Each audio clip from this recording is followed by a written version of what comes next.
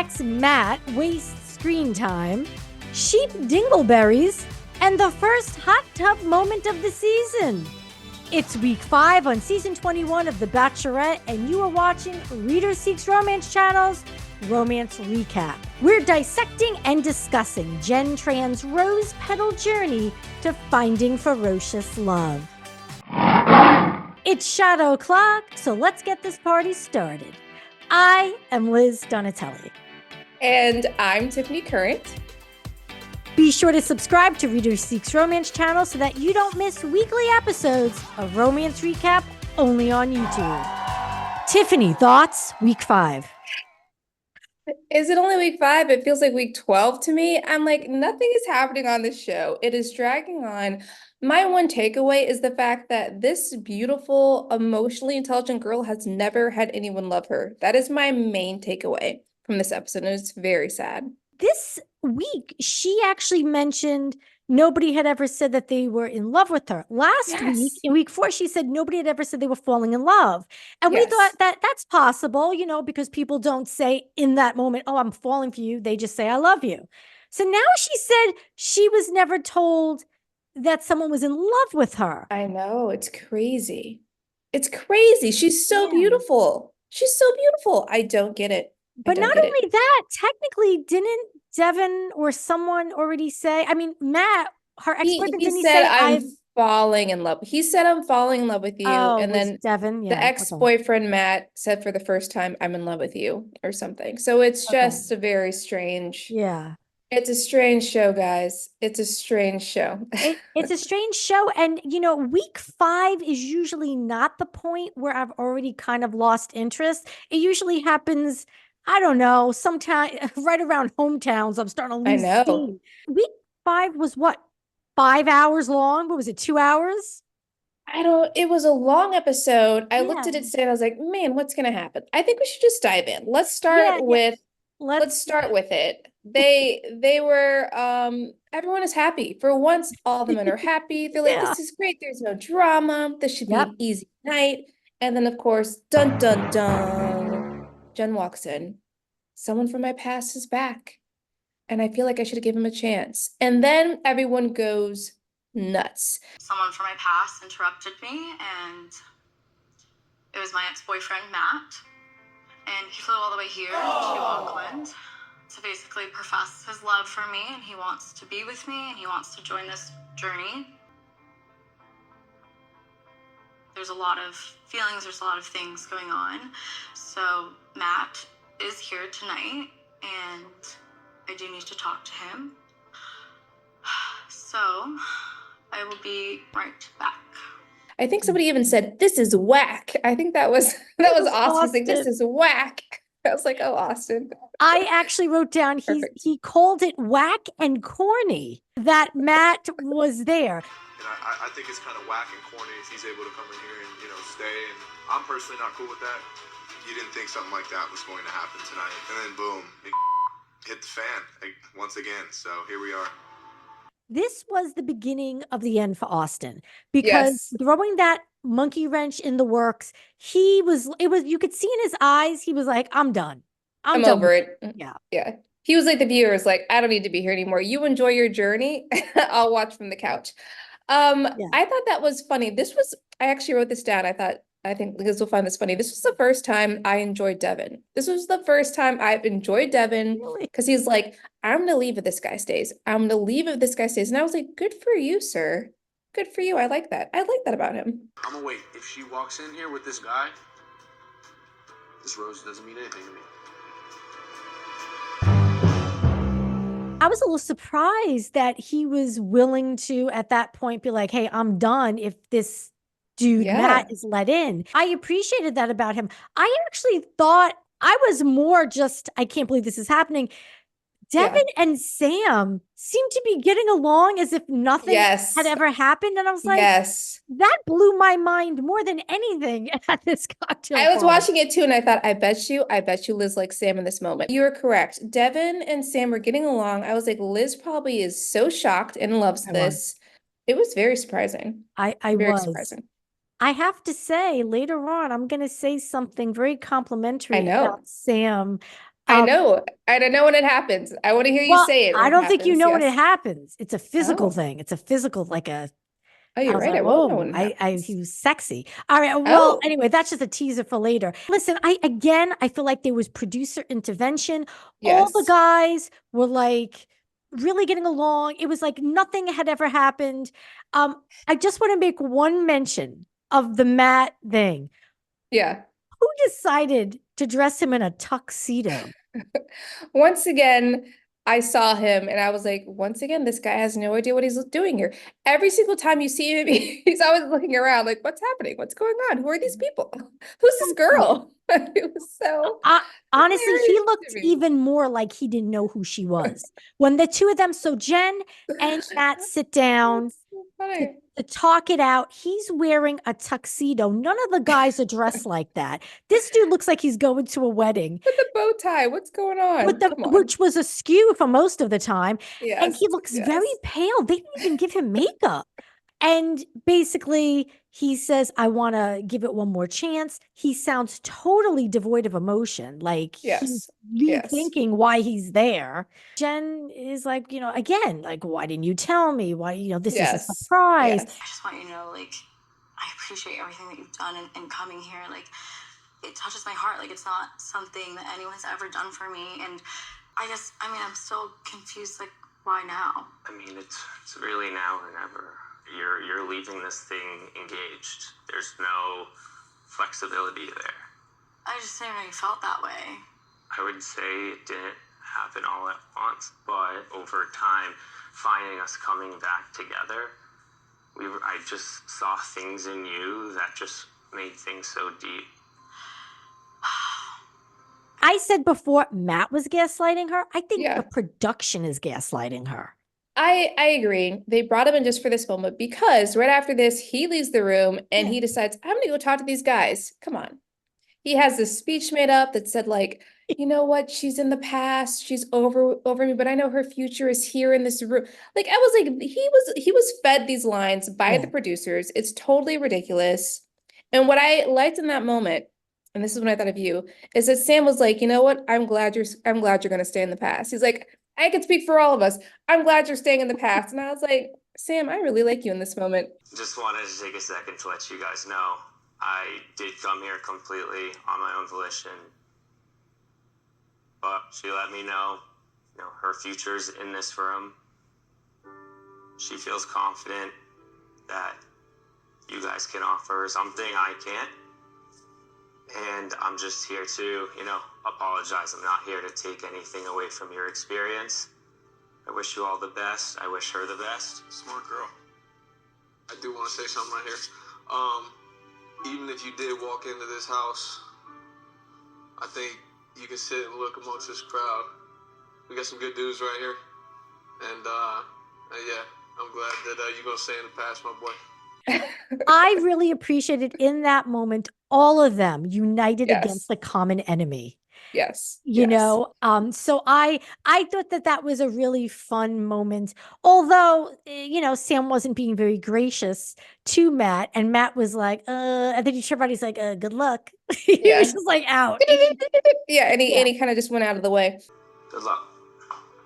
At least we both get the closure that we didn't get, but it just wasn't what I had hoped for.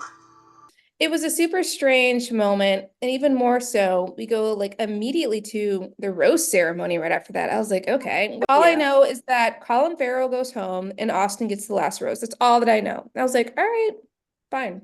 Yeah. I mean, honestly, I hate when they separate the happenings between 1 week, 2, like things started in week 4 and ended in week 5. So we end up opening with a cocktail party, a rose ceremony. Then there's another rose ceremony later. It's like pandemonium. It's too much. It's too much. But Jenn, at this point, yes, you're right. She gives roses to Grant, Jeremy, Spencer, Jonathan, Dylan. And then the last one was like, who's it going to go to? It went to Austin. And Devin, Sam M, and Marcus had already received date roses in week 4. And as we remember, in week 4, Sam N was escorted out by Jenn. At this rose ceremony, Thomas AKA your Colin Farrell. Colin Farrell. And John was sent home. So at this point, we've got now 9 suitors, but it doesn't stay 9 suitors by the end of this episode. It doesn't. We lose more people. We lose more people. But I will say at this point, we go to a private date. Jonathan gets the date card. I was very excited because you and I, we both love Jonathan. So I was like, finally. Yes. And it says something like, let's go to New Heights. So of course, another big thing. We discover that he's also afraid of heights. 2 people afraid of heights in a helicopter. I don't know what the producers are doing. We already saw her in a helicopter, by the way. Is that all there is to do in New Zealand? Oh, wait a second. Yeah. You're right. It was Marcus. Yes, I am. Marcus at skydiving. It was the pet guy. The pet guy. Spencer. She was in a helicopter with him. I think they went. Oh, get out. What's going on with the helicopter? What's funny is even Jonathan gets out of the car. He's like, what's it with you and heights? He was really upset about this whole helicopter. He was upset. It's gonna be okay. Don't worry, I'll break your fall. The shaking's a little, Yeah. It's gonna be good. It's gonna be fine.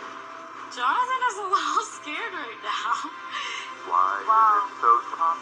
Look how pretty though. This is our first test, if I'm gonna be there for him and his fears, and I'm gonna reassure him that everything's gonna be okay. And was able to calm me down a little bit. They did kiss when they land, but I really enjoyed their date. They're at the vineyard, they were doing cartwheels, they were playing hide and seek. It was super cute. I thought it was a super cute wine date. It was. Honestly, I think that this was the most engaged I ever was in a one-on-one date ever on any dating show. I think the 2 of them have tremendous chemistry. Interesting. They were throwing grapes at each other's mouths too. I know, that was cute. That was, and we start to learn a little bit more about Jonathan and how he is a fan of rom-coms. So obviously this was all kind of put together, I'm sure, with that in mind. All produced, yes. And we finally hit the first hot tub date. Like there's a hot tub. It's funny. When I was watching it, I was like, is this the first hot tub? It seems like it's been a long time. I was like, this is the first time. They get a hot tub. They start kissing. I guess she's concerned about this emotional connection. He's concerned about emotional connection. Yeah. Can we connect on an emotional level? I'm going to try my best. So I hope that she's comfortable enough with what we have that she can open up past the fun surface level stuff as well. But then at dinner, they kind of talk a little bit more about their background and their stories. And that's when we learn more about Jonathan and his heartbreak. Yeah, apparently he had a serious girlfriend who it seems she became dependent on alcohol. Yeah. I don't think she was always, but became dependent on alcohol. She didn't want to get help. It pushed him away. Eventually, they broke up and he was deeply traumatized by that. He also touched on some family issues about him always feeling like he needed to be strong for his family because there were some things going on. Jenn then mentioned, again, toxic relationships at home and in romance and how she felt she had no voice. And, you know, the 2 of them, it was just like a love fest between them. And Jonathan gets a rose.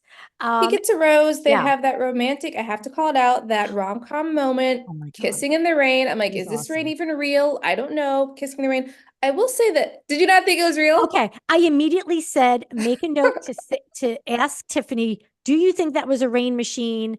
Because it rains later on too at another date we'll talk about. That seemed real. You think that one was real? Was real. This one, I'm like, it's night, so you can't really tell what's going on. I'm like, they happen to be in the rain, kissing and dancing.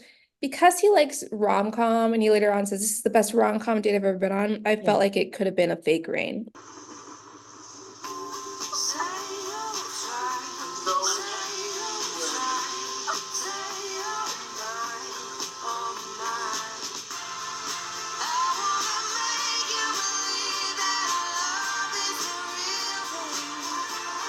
It was a fake rain. I think it was a fake rain. It Flash dance moment. It seemed to have come out of nowhere all of a sudden. Like it was too well timed for them kissing. And that was fantastic. Oh my God, I love him. Here's my opinion of the date. What I wrote down was that I thought it was a great date, but I didn't feel the chemistry between them. I didn't feel it. I thought he wanted to see whether or not they had that emotional connection, because he's like, this is fun, it's great, it's easy, but I don't know if there's that spark. And I didn't feel the spark between them. I thought it was just a nice, loving, genuine relationship, but I didn't feel the spark like I feel it between Sam and, God forbid, Devin. Right. But I didn't feel that spark between them. I feel as if the lust factor seems to be higher with other suitors and Jenn. Yes. I feel like Jonathan and Jenn's relationship up to this point is more of a realistic representation of what courtship would look like in the outside. That is true. Is slow that burn. They'd be right? It would be a slow burn, getting to know each other, but they do have chemistry. So I would say if this was outside of the show, they should date for like, I don't know, 3 or 4 months. Okay, and then, but because they don't have the luxury of time, but the physical doesn't seem to be as explosive and as instant as it is with Sam M. And even with Devin, there seems to be more, and with Grant, more of I think chemistry, and with Grant. But that was my takeaway. I really like Jonathan. I would pick Jonathan. Yeah, I would too. I think he's cute and fun, and sweet. But I'm like, I don't know if that's for her. I don't know. But no, I don't think it is. Let's move past Jonathan and let's move on to the group date. What did you think of them, trying to do the sheep thing? That's new. Apparently you fell for Sam, something in that moment. Sam just... It was a romance novel. You know what it was? Yeah. First of all of them wearing the plaid. It's like, I think that's sexy, the plaid and the jeans on a ranch, or in this case, a sheep farm. Although I have to say that Austin and Jeremy's shirts looks as if they've been mauled. It's just in tatters. I didn't. It was not. I don't know what they did with them. It was very strange. Especially Jeremy. He had like pieces of flannel flopping on him. First of all, I was surprised Sam said he grew up on a farm. That I didn't know. And that he said. Yeah, he doesn't. Yeah. He seems like he's from the South, but he does not seem like he's from. Yeah, okay, but it doesn't seem like he grew up on a farm, so that is interesting. Yeah. But I thought he looked really sexy, and then he's like running with the sheep. I just thought he was taking command of the sheep herding, which they all get wrangled into doing. I don't know. I found him really sexy, and I thought he was giving off a really calm energy, not so douchey. Like he was giving off a less. I think it's because he was probably on the farm, because he probably grew up with it. He knew what he was doing. It's just like he's in his place. Yeah. I thought he looked fantastic. Once again, Devin doesn't do any work. I get it. It's a game. So he's like, I'm going to make it about Jenn, which is great. But even when they came to like shoveling up the poop, he didn't participate or any of that stuff. And he still got the extra time, which was clearly the producers, because he wasn't doing anything. And I didn't like it. I didn't appreciate it. Me and all the guys were shoveling, and we all look up and see that Devin has stole our girlfriend. Are we shocked at all? No, not at all. I've learned not to be surprised. I think it shows a huge sign of disrespect, and I don't think that's a quality that Jenn is really looking for as well, but I really don't care. Lions don't concern themselves with the opinions of sheep. So Devin won Best Farmer Award, and they keep cutting to everyone else talking about, like you said, like Devin's not doing a whole lot. He used his time to like snuggle up to Jenn. I thought that this whole episode was it should have been called The Undoing of Austin, the unraveling of Austin, right? Because at this point now he's even more pissed off. Doesn't make sense to me. It really doesn't, every time I looked at Devin, he was kind of off, trying to talk to Jenn, and so I think he won the Best Talker Award today, but Best Farmer Award, I don't know about that one. Devin, really? Yeah, that was totally a producer pick. Even the Diane and Richard, the farmers, were like, big farmers. Oh, it's Devin won. It's like, you guys don't even believe it. Come on. You weren't watching. Clearly, people that were actually doing the work and cutting the dingleberries were the winners. We had to cut some dingleberries out of the sheep's, bottom that's not enough. Keep going. The dingleberries thing was unnecessary, and then Jen randomly is like, "Oh, I love dingleberries" or something like that. Or I think she's just making a joke. Love me some dingleberries. It was weird. I will say it was a very brief side date she had with Devin. So maybe an extra 5-10 minutes. I don't know. When we get to the group date after party, Jeremy gets really salty and obnoxious with Devin. And I was like, I bet Tiffany is loving this, because he asked Devin, like, do you think you deserve, do you think you deserved Farmer of the Day? Be honest. And Devin's like, well, listen, I was just doing what I always do. And Jeremy's like, oh yeah, that's insightful. And Devin's like, I'm just doing my thing. And then Jeremy's like, and then his face just falls like, yeah, like whatever. Devin, you think you deserve Farmer of the Day? Honest answer. For me, I think it was more about initiative of doing what I've always been doing. It's really insightful. I know it's pretty basic, but it means a lot, Yeah. I was like, oh, Tiffany's loving this sass. I feel like for me, I know who Devin is at this point.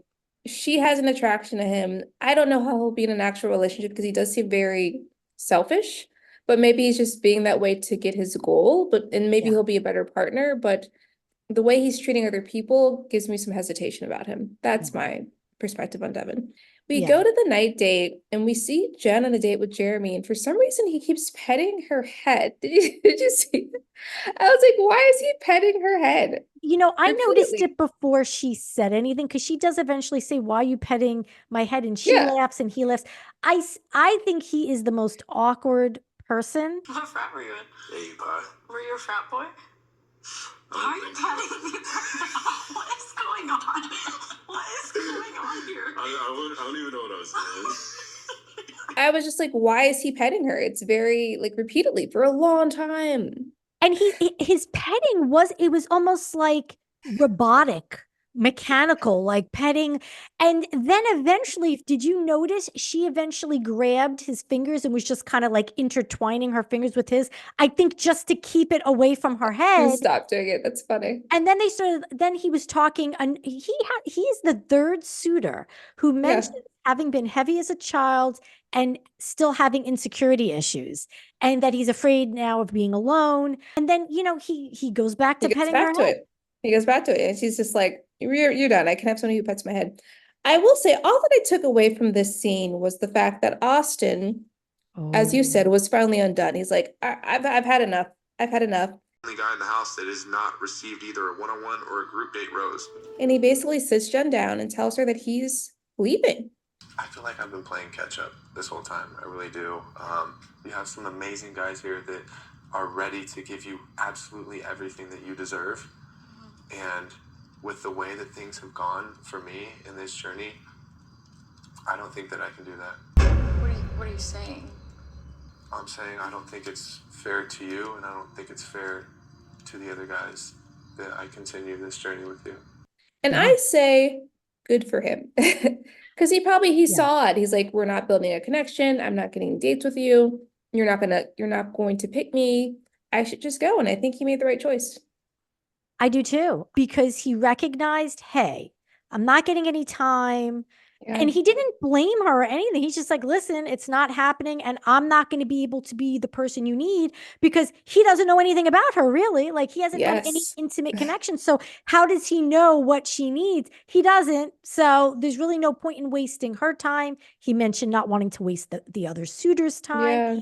Now, what do you think about what happened after? Because this incident, surprisingly, it was a tailspin.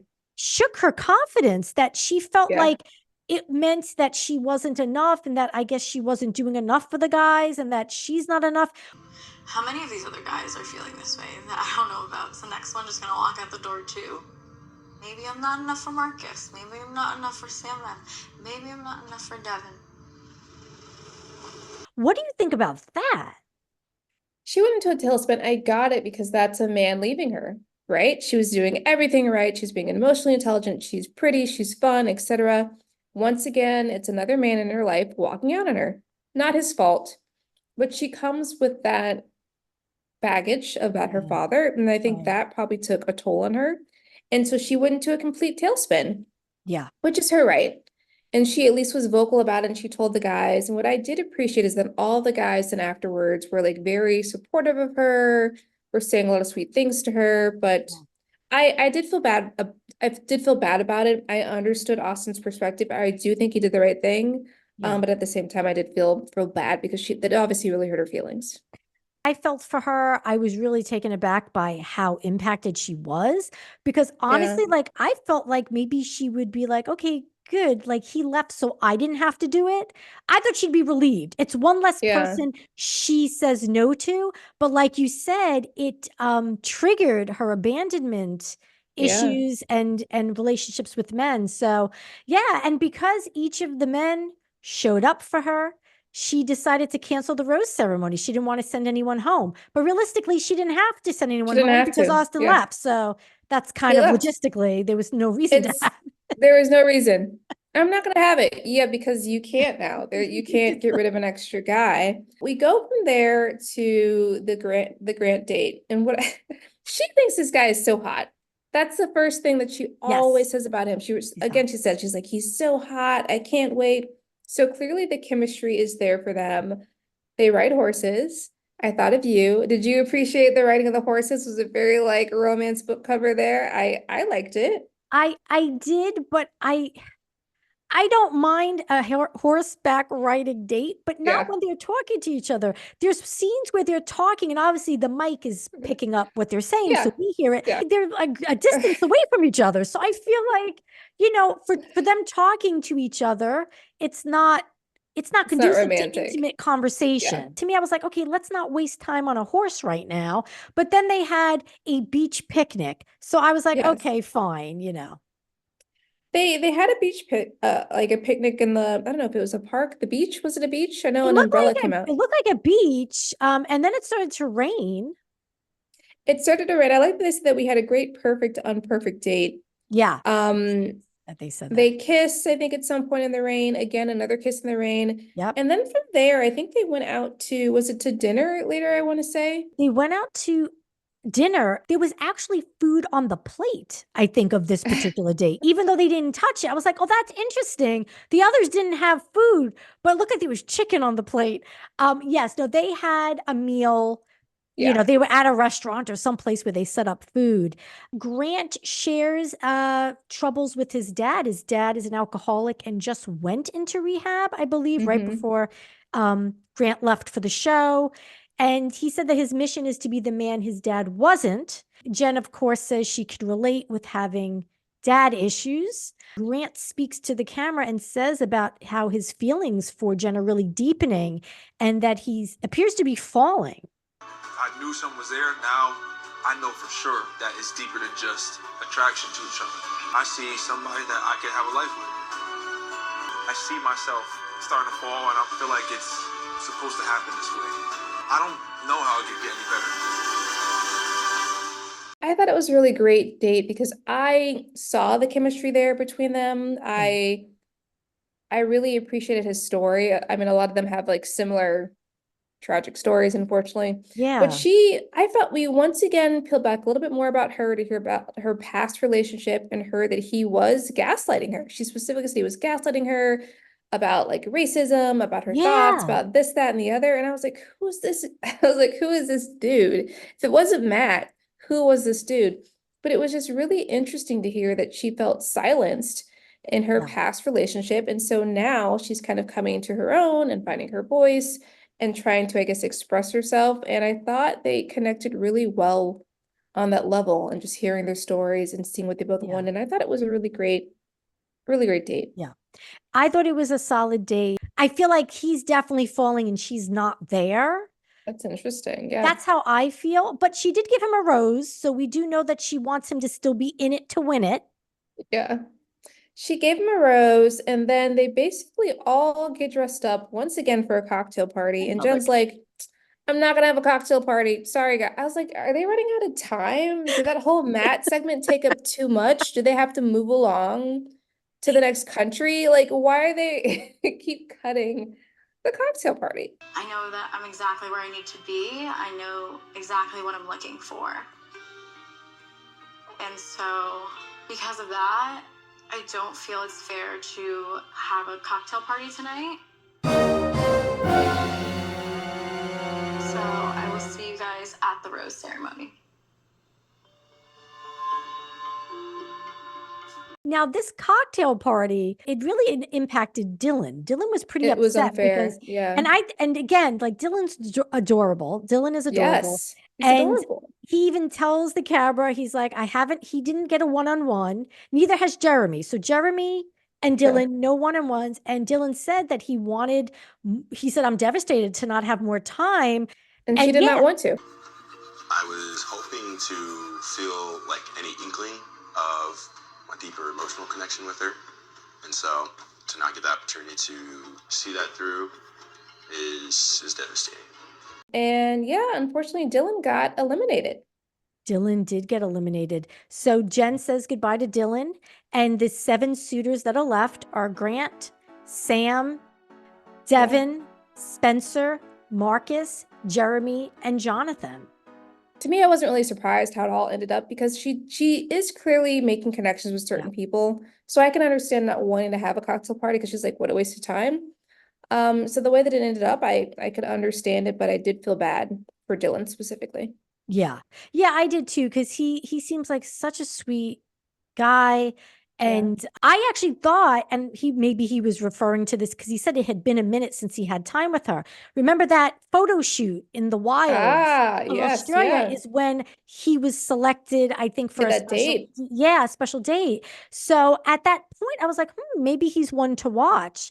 And then it's like, he just, no, he's not. Yeah, I felt for Dylan, and he was a bit emotional in the car, in the limo when he had to leave. But everyone who left Jenn, they left with grace and, wished her luck, wished her to find her guy. And then there was a teaser for week 6. So it looks as if we're getting, I feel like Hometowns is 2. So I feel like must be close. Start Hometowns next week and then it must continue into week 7, I guess. Wait, what? I don't know if we start it next week because there's still so many guys left, and usually it's just 4 for Hometowns. True. Who are the 4 that you think make it to Hometown? Oh, the 4. I mean, I think for sure Devin, for sure Sam, Grant. I'm not sure who the 4th one would be. Marcus, maybe Jonathon or Marcus. I feel like Marcus might bow out. Yeah, I don't know. All right, bye. I don't know. We'll find out soon. We'll find out soon enough. Well, that's all we got for you. Tune into Romance Recap next week. And remember, if it ain't ferocious, then it ain't true love.